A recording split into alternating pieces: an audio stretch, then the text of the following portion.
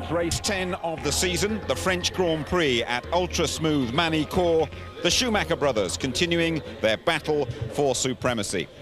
Hello there. Well, the dust has hardly settled since that Schumacher spat last weekend at the Nürburgring. Michael forcing Ralph close to the wall at the start of the European Grand Prix, then going on to score 10 out of 10 and increase his World Championship lead over David Coulthard to a daunting 24 points. Well, here in France, Ralph celebrated his 26th birthday with a qualifying landmark.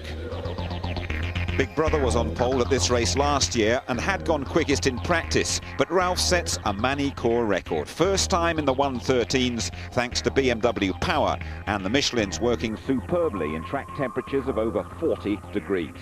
Briefly, Michael's on pole, and then halfway through the session, Ralph delivers a quite sensational 112.9. Beat that if you can. Late on, the world champion does his best, but the Ferrari comes up 100th of a second short. A last-ditch charge from David Coulthard puts last year's winner on the second row, alongside McLaren teammate Hakkinen.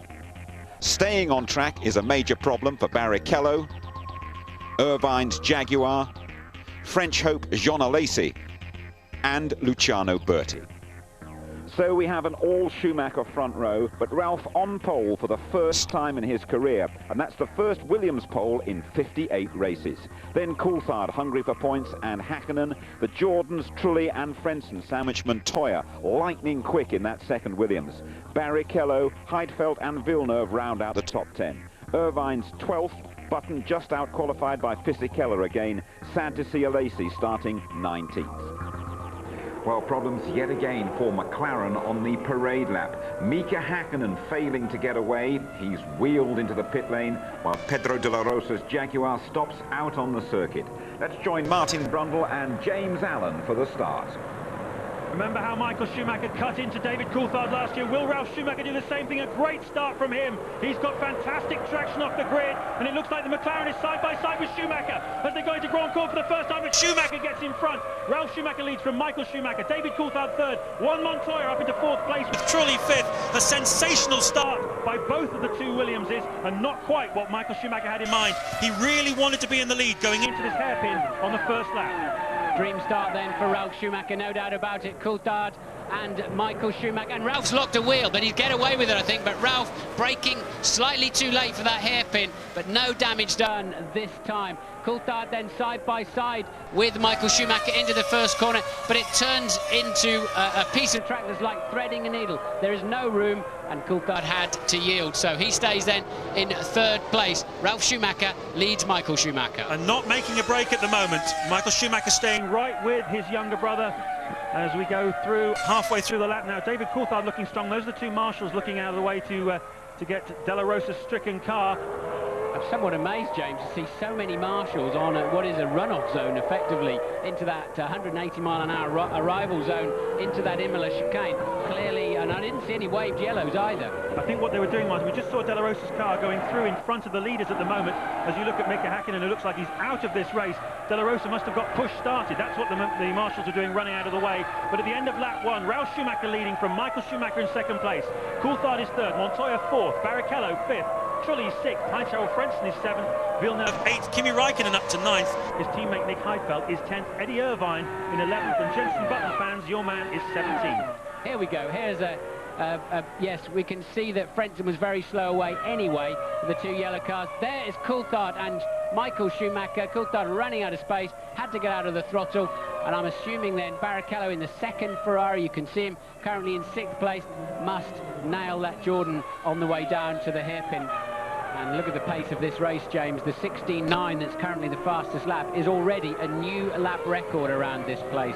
It's a 1:17.0 held before, so then already we're seeing, despite them having, say, 55 or 60 kilos of fuel on board, remember 10 kilos of fuel is over 0.3 of a second per lap, and then that must be a technical problem there for Villeneuve, I think, because it was initially it looked like a small mistake, but then the car has faded away, so that releases Raikkonen and Heidfeld up into that 8th, and we think Villeneuve has actually gone off into the gravel.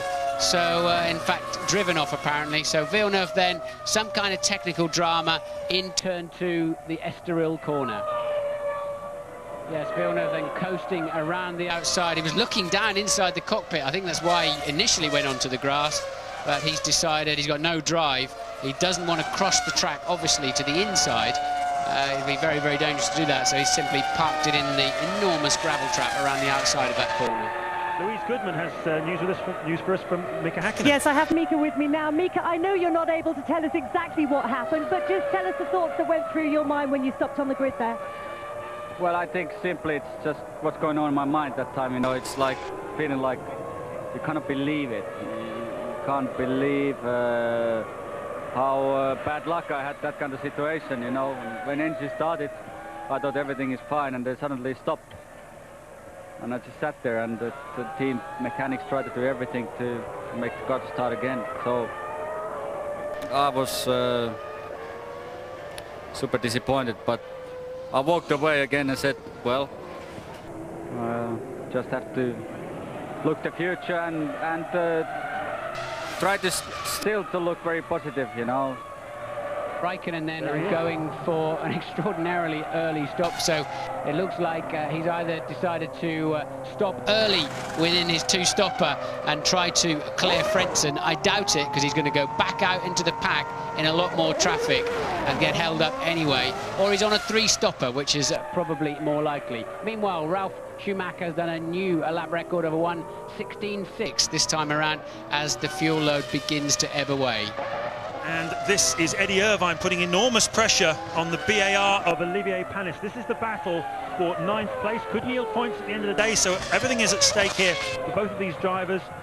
They're fighting tooth and nail at the moment. Irvine has been much quicker than Panis through the final stages of the lap and chucking the car all over the place in his attempts to get past the British-American racing car. Amazingly, that's Enrique Bernoldi pulling off in the Arrows Asia Tech. He was down in 13th place, but it looks like his race is run. But this is the battle, as I say, between Panis and Irvine. Panis yet never scored points, would you believe, in the French Grand Prix, his home Grand Prix in all those years, as we look at the timing stand of Jaguar. And once again, you can see that Eddie Irvine has lost ground through that first corner, so Panis able to use the Honda power, but Ralf Schumacher pulling out yet more of a margin, more speed, a 1:16.585, and he's certainly belying all the comments we made about those Michelin soft tyres. At the moment he's finding more and more speed and more grip from them, Martin. He did. Gerhard Berger was saying to me he didn't believe there was much time difference actually between the soft and the hard that his two drivers are on, but he said, I'm really not at all sure about the durability, but they're on their 20th lap, and so far they're looking pretty durable. Another 6 or 7, and we're expecting them in for a pit stop, so no dramas at all then for Ralf Schumacher. He's just holding on to that 1.7 second lead, but the first 5 cars, Ralf Schumacher, Michael Schumacher, Coulthard, Montoya, Barrichello, and are all lapping in the late 1:16s. And still only 10 seconds between them, first to fifth, so it's very, very close. Kevin Piper, what can you tell us? Yeah, just to underpin the point you're making about tyres there down here in the Williams garage, we're in stark contrast to the earlier scenes at McLaren. It's all cool, calm, collected. Patrick Head and the team with their eyes firmly fixed on the various screens and monitors here, charting the progress. But the point is worth making that Juan Pablo Montoya was absolutely adamant after qualifying yesterday that he had made the right choice. The hard tyre, in his view, was his best chance of getting a good result. And a quick word about the rivals, Bridgestone, Coulthard and Schumacher, both big fans, and one tyre technician described them as having really good grip, but above everything, fantastic durability. So it all makes for an intriguing battle. Jenson Button pitting there from 13th position and showing that they were on a relatively light fuel load at the beginning of the race, so bad news there for Jenson. That's put him down to 15th. Raikkonen, who made that very early stop, I think you're right, James, Raikkonen's stop could not have been a scheduled one in any way, shape or form, and that put him back down in 14th place. Shame for him, but up at the front it's still equally tight. Now you'll have seen when Jenson Button made that pit stop that the front tyres he put onto the car looked like they'd already done a race distance, and that's because with these softer Michelin tyres they're all having to what they call scrubbing them in, just putting a few laps on them first. Now you look at the tyres there of Ralf Schumacher, the race leader. He's on the same kind of tyres as Jenson Button, And I understand that they needed to start this race on times which have done 13 laps at least. And that's certainly what looks like what Button had just put on his car. And no doubt Ralf Schumacher, when he comes in for his stop, sometime in the next 5 or 6 laps, he'll be putting the same on. But just look how close it still is at the front. Still only 10 seconds separating first to fifth. And they're amongst the back markers then, James, albeit the ones that have stopped. And the teams very much calculate this when they're working out their strategy for the afternoon. How long will it be into the race, given normal lap differences between the front and rear of the grid, before they catch the back markers? Unfortunately for Jenson Button, he is one of the back markers. And right below us, we have the Ferrari mechanics coming out now to make a pit stop. Just looking to see, I think it might well be Michael Schumacher who's coming in. And it's Rubens Barrichello, in fact. Rubens Barrichello coming in to make his first stop from 5th place. No apparent dramas at the moment. Revs are up, he's disappeared from underneath our commentary box, and away goes Rubens Barrichello into that new pit exit where you feed in much later. Some of the drivers have been unhappy about that, but it's certainly a better solution than feeding you in right into the heart of turn 1. But I think there is a point where the cars come very, very close together at a very high speed. Some of the drivers uncomfortable with that, but that then is Heidfeld in for his first stop of the afternoon. And Michael Schumacher there, currently still in 2nd place, 2.4 seconds now behind Ralf. Yes, Ralf has cleared Jenson Button, though Michael Schumacher still has yet to do so. And we're entering the zone now for the first pit stops. Everybody looking very carefully at what everybody else is doing. You can see this is the battle now. Irvine got in front of Olivier Panis. This is the battle for 9th place. Here's how he did it. So it's into the last part, and he's going to take the big banzai up the inside into Lise. That's a cheeky move, but it pays off as long as you have a willing partner, and that's a clever move from Irvine, one he had to make. He has a much faster car, and Panis then really not fighting that one too hard, James. He seemed very wide over, didn't he? It's almost like inviting him through.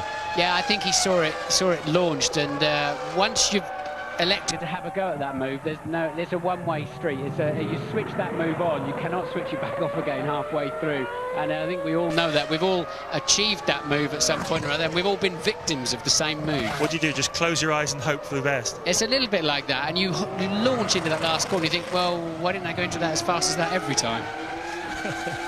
Eddie Irvine's made it work for him. I wonder whether it looks like Olivier Panis might well have dived into the pits there, having got passed by Eddie Irvine. But there's your race leader still after 22 laps of this 71-lap French Grand Prix, approaching the first round of pit stops. Ralf Schumacher still by 2.4 seconds from his brother Michael. Coulthard is 3rd, just another 2 seconds down, and then it's Montoya and Trulli. So very much action stations coming up. It makes sense that Barrichello's pitting earlier than the others. Remember, he started in 8th place on the grid. By having 10 or 15 kilos less fuel, he had a much better chance of overtaking in the early few corners, and of course he made that pay off very nicely as Jean Alesi then in the Prost Acer makes his stop. Some very used Michelins going on. 8.4 seconds. I don't know why they keep cutting away to the pit wall when they're doing that. It'd be nice to see the cars depart. They were absolutely exasperated in the Prost garage after qualifying yesterday. Apparently Jean Alesi could not get his head into gear at all. It was the French Grand Prix. Maybe he was just overexcited, but he was over a second slower than his teammate Luciano Berti. Apparently all his discipline of all these years of racing, he's been in Formula 1 now for 12 years, all went completely out the window, and he completely underperformed yesterday. He just got too emotional. We saw in the build-up to this show just how emotional he can be.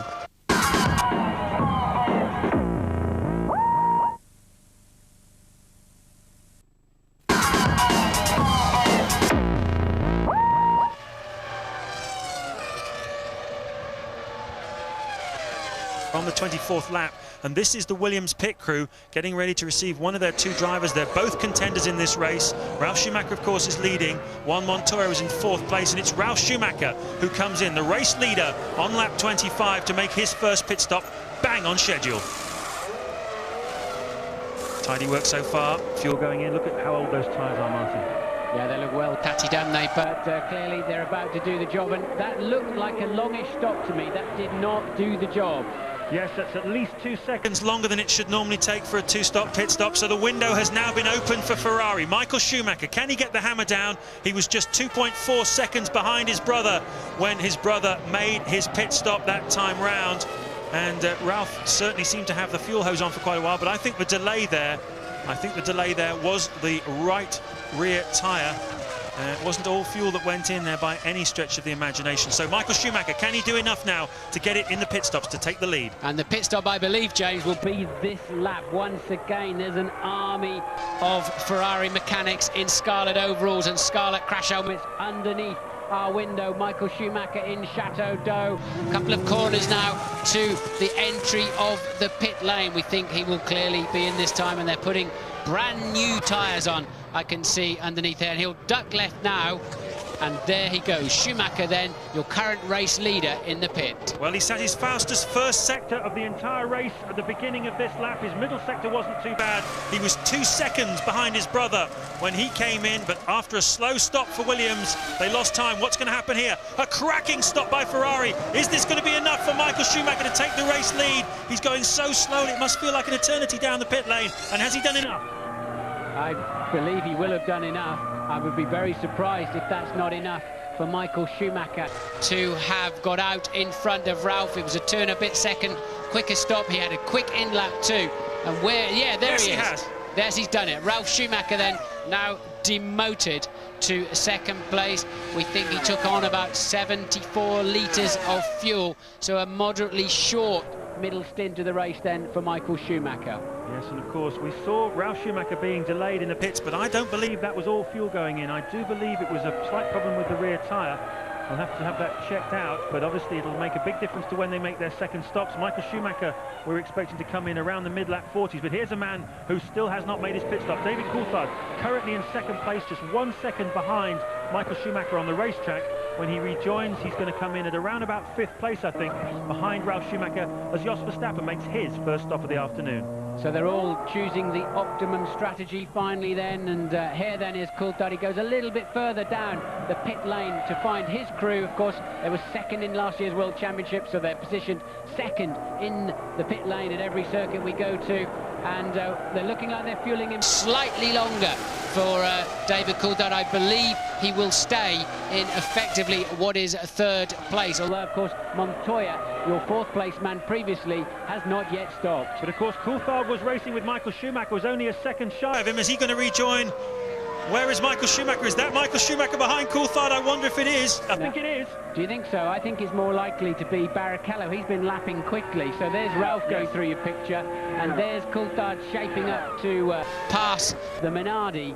But I think Barrichello, remember, he pitted early, put in those very fast laps, and it's helped his race enormously. Yeah, Coulthard must have lost a little time, though, as well, Martin, I think, because he was only a second behind Michael Schumacher when he dived in for that stop. So that's Rubens Barrichello down in 5th place. Coulthard then drops down just in front of him. Montoya has not yet stopped. How much fuel has this man got on board?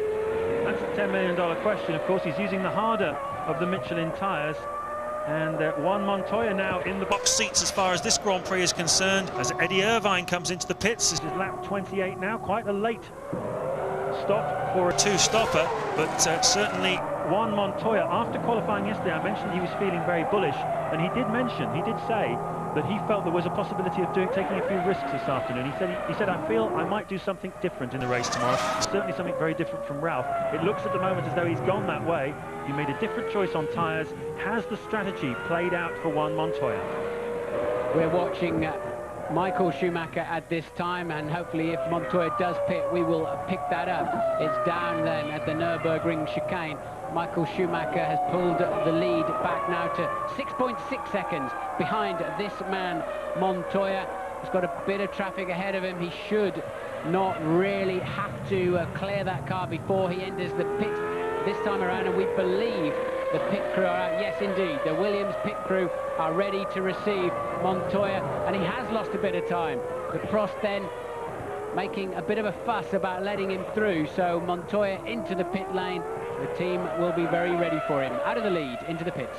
So the telltale thing now is how long the fuel hose goes on for. Juan Montoya, the race leader, comes in. The fuel hose is on now. The stopwatch is running. If it's anything more than about 9 or 10 seconds, he could well be fueling it to go to the finish. It's not. He's going a 2-stop strategy. So that means that Michael Schumacher leads the race. From Ralf Schumacher, David Coulthard is 3rd. Rubens Barrichello as well is in the mix. Where's Montoya going to rejoin into the mix? as Juan Montoya took on just under 90 litres of fuel, and that'll take him Deep into the early lap 50s, I would imagine, which will make him again the last stopper. And so a very interesting cat and mouse afternoon here tactically. But the real race at the moment is Coulthard has closed down to Ralf Schumacher by just 1.2 seconds, and we believe there's a 10-second stop and go penalty for Coulthard for pit lane speeding. We think David Coulthard's about to get a stop and go. What a disaster that is. Michael Schumacher moves into the lead, and a 10-pointer. Coulthard at least is on 4 in third at this time, and he is now going to get a stop and go. The margin, of course, already between them in the World Championship is 24 points. So another solid 10 out of 10 for Michael Schumacher this afternoon. And null point for Coulthard will pretty much put another nail in the coffin of Coulthard's championship hopes. Although we still, of course, and there's the confirmation, we still have plenty of races left in this World Championship. Another 7 races. And, well, a very forlorn McLaren pit crew now coming out to get the stopwatch ready to time David Coulthard's stop and go, because of course the team have to do it themselves, don't they, Martin? Yes, they do. He will stop at his own garage, and they cannot touch the car. He has to be stationary for at least 10 seconds.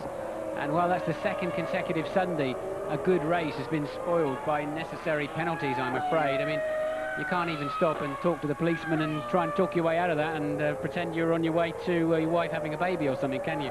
You're nicked and that's it. You've got to come in, argue about it later with the judge. Well, one member of our team, of course, this weekend has already had a run-in with the constabulary on the speed offence. David Coulthard is just going to be having to come in and make his 10-second stop and go penalty. Here he is diving into the pit lane, was in 3rd place. This is going to drop him down, I imagine, to about 6th or 7th place, possibly behind Jarno Trulli. A disaster for David Coulthard. Trulli's about 34 seconds behind the 6th place man. This will definitely put Coulthard, though, down into 5th place. Did you see Barrichello was only 2 seconds behind him anyway? Barrichello having a tidy middle part of this Grand Prix as Coulthard rejoins, and once again Bertie clumsily letting people past him. There we have the battle for 8th place. Eddie Irvine making some pretty reasonable progress this afternoon. Here he is monstering Heinz-Harald Frentzen. Irvine always seeming to lose out, Martin, in this long, fast section here. I think he's running a bit too much downforce or something, because everybody he races against seems to get away from him down the straights, and he manages to close up to them under braking. Yeah, but your straight line speed there is totally dictated by the exit of the Estoril corner. There's no VMAX situation here. There's no area of the track where you peak out on speed because of the drag of the car. It's all about running out of space and how quickly you were launched off the previous corner. But clearly Irvine with a better car in the slower stuff. I think he's just struggling, James, to follow closely, as everybody does, around that long Estoril corner in the dirty airstream of the car in front. But it's certainly a tigerish drive in that Jaguar. Below us, Martin, Ferrari getting ready with another new set of tyres, so we wait to see whether that's seems a bit early for it to be on schedule. Rubens Barrichello made the first stop in the very early lap 20s, about 21 or 22 I think it was, and it's only 14 laps ago in fact he made his stop. Is he coming in as time by? Well, they may have elected to do that because they think that if they get him in, get him some clear air, they will have calculated where he will rejoin the racetrack. Is there any traffic in that zone? Is that the way to springboard past Ralf Schumacher? Remember, last time they gave him fresh tyres, he went out and did a 1:16.1, a new lap record, and that could well get him up into 2nd place. So I think smart thinking there by the Ferrari team. Very interesting tactics. Not seen anything like that for a long, long time. We're waiting to see where exactly Rubens Barrichello is going to rejoin, but of course they're taking advantage of this big gap there is in performance between the top 3 teams and everybody else, Martin. They're able to just use that big void, that vacuum, move the cars around and slot them in with no risk of being passed by the BARs and the Saubers of this world. Now we can see also why they've done it. Look, they've got him back out in front of Coulthard. Remember, Coulthard had to make a 2nd stop for his stop-and-go penalty, speeding in the pit lane. I don't really understand how that can happen. There's a button on the steering wheel, and it's controlled electronically. But Ferrari working out, they can keep their man ahead of Coulthard, maybe find him some clear air. With the blue flag situation these days, that Prost will have to get out of the way quickly, and that's kept him in front of Coulthard and could well springboard him up into 2nd place. A nose change here, looks like, down in the Minardi garage, and that is Alonso from 17th place, Martin. That was a very quick nose change too. It normally takes 17, 18 seconds, but ironically they had the nose on before they finished refueling. That was impressive. Look, Montoya then, just over a second adrift on the harder tyres, and Ralph not showing anything like the pace he did earlier on. He's back in the 1:17s and clearly not happy with the balance of that car. And it's all about balance, this racetrack. It's a very technical track. You need the car to go where it needs to go. And of course, the man who'll be really kicking himself about this is David Coulthard. He was just 1 second adrift of Ralf Schumacher when he had that stop-and-go issue. He would now almost certainly be monstering him, passing him, and up into, well, second place, really, and looking at trying to catch onto the back of Michael Schumacher. Meanwhile, it's Juan Montoya who is now climbing onto the back of Ralf Schumacher. They've got a back marker in front of them, and I think we're going to have some internal Williams squabbling coming fairly shortly. And unless Barrichello does have to have a splash and dash later on, it is working out very nicely for him, quietly back there in 4th place, lapping about a second a lap faster than the Williams consistently, and that, as we said, is going to springboard him up into 2nd place. He's currently lapping same speed as the race leader and teammate Michael Schumacher, and Ralph then will easily clear that back marker under braking, and he doesn't do so, does he? Look, he's not happy. That's Bertie once again sort of making a big job of getting out of the way, but Ralph did not look confident into that hairpin. And here we go, Irvine makes the move finally on Frentzen, and I believe Frentzen should be penalised for that. Frentzen should let him go, otherwise he will get penalised because he saved a position by taking a shortcut. You won't get penalised if you don't take advantage, but by not losing the place, you're taking advantage. And we saw Eddie Irvine gesturing there to the pit wall. You could see he was very unhappy. He believes also that Heinz-Harald Frentzen should move out of the way. Meanwhile, Martin, let's take a look at this first. Yeah, Irvine then getting position into the chicane. Frentzen nowhere to go. He just elected to scream across the no man's land there, and that is cheating. That is not within the regulations. I'll be amazed if he doesn't get some kind of penalty, a stop-and-go penalty for that. What would have been smart there, and yes, he has let him through, look. Just wanted to say, what would be smart is to let him through if he wants to avoid that penalty. Yes, this is the battle, of course, for 8th place between Heinz-Harald Frentzen and Eddie Irvine. Here it is from earlier on. Yeah, and Frentzen, look, lifted off the throttle, yielded, did not make a fight of that at all, and I would suspect the team told him to do that. Yeah, smart thinking. Yes, he waves. You can see clear acknowledgement of his mistake. It's cost him a place. It's cost him 8th place, in fact. Well, the big story then that we can look for at the moment is will Barrichello and Coulthard end up in front of those two Williams, and it's Montoya that goes through, and it is Ralph who comes into the pit lane, Kevin Piper. Yes, and the other big story, is it going to be Ralph being told to defer to Montoya, or are they going to let them just go out and do their own thing? Patrick Head and Sir Frank Williams were locked in conversation just moments ago before this pit stop, and Ralph makes a quick exit, but it's going to be interesting because fairly shortly we should know who's going to come out on top in the battle here at Williams. But I think the damage is already done, Kevin, because Michael Schumacher 20 seconds in the lead last time around, and we're expecting a Ferrari in this time too, and it must be for Michael Schumacher. We saw Barrichello pitting a few laps ago, so Michael Schumacher then in this time around, we believe. Yes, and he's only 19.9 seconds ahead of Montoya, and that's not going to be enough for him to rejoin in front of the Colombian. So Montoya will again lead the race, I believe, after this pit stop. Michael Schumacher dives in. He needs to make this as quick as he possibly can. No pit lane speeding, of course, for him. They'll have warned him of what happened to Coulthard. No one wants to make that same mistake as David Coulthard made. New tyres going on, brand new tyres. So far, so good. And this is where it pays off for Michael Schumacher when he does not do that extra run in qualifying. He saves new tyres from the Friday morning, from the Saturday morning, as the regulations now work out, through to, it wasn't a particularly good stop, James, was it? Montoya, I believe, will take the lead again, and he does so. Montoya then flashes through the foreground, but he's got to stop again. Michael Schumacher has not got to stop again.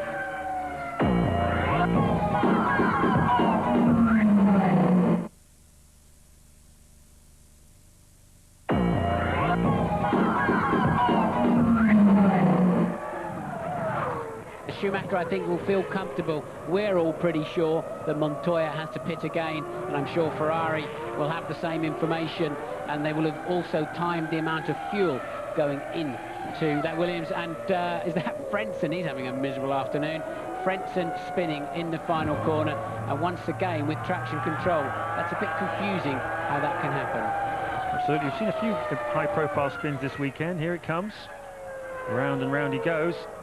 But the big news is, how much fuel has Barrichello got in the car, really? That's the story at the moment. Can Barrichello run to the end? He's been out of phase with the rest of them through the afternoon with his 2 early stops so far. Does he have enough fuel? Because if he does, we're looking at a Ferrari 1-2 here. Well, Rubens Barrichello's had a bit of a tough time in the last few races, ever since being asked to move over, make room for his team leader, Michael Schumacher, in the Austrian Grand Prix. His head's gone down a little bit. Here's Juan Montoya, race leader though, on lap 51, making his stop. Everything fairly routine for the moment. A little bit of hesitation there, front jack man. Montoya right on the rev limiter and launches it down the pit lane. Where's he going to rejoin though? That's the question. Is Coulthard going to come into play? Is Ralf Schumacher going to come into play? Because don't forget that Ralf Schumacher and Montoya were right together on the racetrack before we got into the pit stop sequences. And Coulthard, I believe I saw Coulthard go through from a long shot. Minardi and a McLaren look quite similar on the colour schemes, but I believe, yes, there is Coulthard is ahead. And so that's, yeah, Coulthard then ahead, and Ralf Schumacher is 5th. Where did Montoya come out? We think 5th, James. Yeah. I think between Coulthard and Ralf Schumacher, because Ralf Schumacher's 4.1 seconds behind Coulthard on the racetrack. Haven't seen a wide shot yet that would tell us that, as Michael Schumacher just pulls another one of those tear-off strips off his visor. Little plastic film that they put on top of the visor just allows them to clear off the oil and the dirt that collects. They have 4 or 5 of them at the beginning of the race and work their way through them, just ripping them off just to make sure they've always got clear vision. Michael Schumacher got 21 laps to go. He wants to be able to see as clearly as he possibly can, and he's leading Rubens Barrichello by 9 seconds. And Montoya, just waiting to see exactly where Montoya rejoined. Coulthard, of course, still has to stop again. Ralf Schumacher has gone strongly. There's McLaren getting ready to presumably to receive, well, definitely to receive David Coulthard. Mika Häkkinen, of course, being out of the race. Yes, indeed. Coulthard is in pit lane. Last time around, he was speeding in the pit lane. I'm assuming it's on the entry there, because there is a point where they have to hit the button. I can't understand how otherwise it could have been. He could have been caught for speeding, unless he just released the button a little bit too early at the end, or the software did not maintain the speed that it needs. But I suspect it would have been on the way in. And then Coulthard joining right behind Irvine. And Irvine is yet to stop again, but that's certainly Coulthard needs to clear quite quickly that Jaguar, unless otherwise he's going to be heavily compromised. I think Coulthard will be having a big stab up the inside here, and Irvine then going way too deep on the brakes. So I think it's De La Rosa, actually. I think it's Pedro De La Rosa in 19th place, because Eddie Irvine must be right at the other side of the racetrack from him. I think that might well be Pedro De La Rosa, still tooling around in 19th place. He had a little problem on the parade lap. We thought he'd gone out of the race, but he has still been going out there. So he moved out of the way anyway, saw the blue flags, which if it was Eddie Irvine would be very unlikely to have done that, because he's on the same lap as David Coulthard. And Montoya pulling off the racetrack. Yet another retirement for the Colombian. Looks like some smoke coming out of the back of that BMW engine. What a shame then. Montoya had regained 4th position. Barrichello's up there in 2nd, followed by Ralf Schumacher. Then it was this man, Montoya, followed by Coulthard, but clearly some kind of engine drama, we would imagine. And we saw a little bit of blue smoke, but nothing at the moment. And Coulthard with a new lap record of a 1:16.008, and the Ferrari mechanics underneath here are ready for, we are sure, Barrichello for what will be his 3rd stop of the afternoon. How is it going to shake out? It's going to be very close between Barrichello, Ralf Schumacher, and a little bit further down the road, though, David Coulthard. It takes 21 seconds to make a pit stop, to come in and get back out again. Here is Rubens Barrichello. He was, well, he's probably going to be passed by Ralf Schumacher, but can he get out in front of David Coulthard? That's the big question. A fantastic stop by the Ferrari mechanics, 7.7 seconds. Lots of action and life, as you can see in the pit lane. Where is David Coulthard? As Juan Montoya watches Barrichello rejoining, where is David Coulthard? It's a great TV shot, isn't it? One driver walking back to the pits as one of his main rivals streams out alongside him back onto the racetrack to complete the afternoon, and that's the 8th non-finish of the season for Montoya. And Barrichello does indeed keep third place, it would seem, at the moment, according to your screen. I think we saw Coulthard behind him. Yeah, I think that's David Coulthard. There he is in the back of the picture. So Barrichello and Ferrari have gone very well indeed this afternoon. If you think about it, Martin, they qualified in eighth place with this car, and he's now third. Coulthard qualified fourth and is now fourth. There's Eddie Irvine there. It looks like a fair bit of hubble bubble, toil and trouble coming out of his airbox. The marshal pointing to him. Irvine looking like he wanted to continue there, but that car is going nowhere fast. Irvine will just be reporting back to the pits to tell them what happened and how it happened. So great afternoon for Eddie Irvine though. Great drive there, and really pushing hard.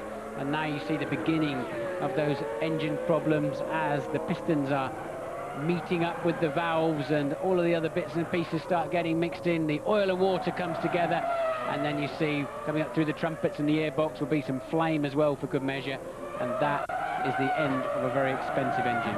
You're looking at the second place man, Ralf Schumacher, who turned 26 yesterday, started his race on pole position, hoping for a victory. At the moment, a victory seems unlikely. I think the story from him, when we speak to him after the race, will be that the tyres just let him down slightly at the end. And Luis Goodman is with his teammate Juan Montoya. Oh, Juan Montoya, bad luck. We saw a little puff of smoke out of the back of the car there. Was it an engine problem? Yeah, it was a bit of an engine problem. A bit disappointed, but that's racing. I'm pretty pleased with the performance of the car in the race, because we did a big sacrifice yesterday in qualifying, going with the harder tire.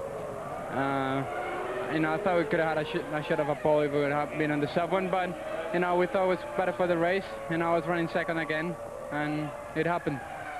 Michael then pretty much easy going for him at the front, and is this an opportunity for David Coulthard to have a stab to get closer to Barrichello? And yes indeed it is. Barrichello went wide too. We've seen this a few times, haven't we? Coulthard drag racing out of Adelaide hairpin. That time around it could not work. Barrichello having the wider line, able to get on the power slightly earlier, and well, Coulthard there with just a sniff of that podium, but it wasn't enough, was it? Absolutely fantastic little bit of action at the end of this Grand Prix. They're going to be squabbling over the final podium position right the way through to the flag. It's going to be a real grandstand finish between these two, both of them struggling clearly to get a lap time out of these very worn and very tired old Bridgestone tyres. And Rubens Barrichello, a slight lapse of concentration, just opened the door there for David Coulthard, and this feisty Scotsman, 30-year-old David Coulthard from Twineholme in Scotland. It's all he needed, just to have a bit of a go. Look how close they are. Button then off the racetrack. Jenson Button appears to have spun out of the race. I think that's just residual smoke out of the engines there from the fact it's been switched off while it was in doing an awful lot of hard work. So final lap then. Michael Schumacher is on his final tour. I don't see anywhere now that Coulthard's going to have an opportunity to take that third place, and we pick up then leader Michael Schumacher. Yes, he's had a sensational season so far, 5 victories. He's averaging almost 7 points a race, and last year when he won the World Championship he was averaging 6, so he's already well ahead of his own averages. He's breaking records left, right and centre. This is for his 50th career victory. And Michael Schumacher, where will it all end from him? A wonderful drive, managed to contain the threat from the BMW Williams team, managed to contain the threat also from McLaren, although of course we will wonder forever what would have happened if Coulthard hadn't had that stop-and-go penalty. Perhaps we would have had a repeat of the battle through Chateau for the last time. Down towards the chicane comes Michael Schumacher. It's been a very familiar sight throughout the 2001 Grand Prix season. He's won 10 of the last 14. Michael Schumacher wins the French Grand Prix for Ferrari. Vive la différence. Well done, Michael. His team boss, Jean Todt, of course, will be very pleased. And here's the battle for the final podium place between Rubens Barrichello and David Coulthard. Ralf Schumacher has crossed the line in second place. Barrichello gets third, Coulthard gets fourth. We're waiting then for Jarno Trulli to come through in fifth place. And a great day for Ferrari's team boss, the Frenchman Jean Todt, the man who's done so much really to turn this team around. Well, 50 up for Michael Schumacher. He's taken a big step this afternoon towards his 4th world title. Let the champagne flow in the home of Champagne here in France.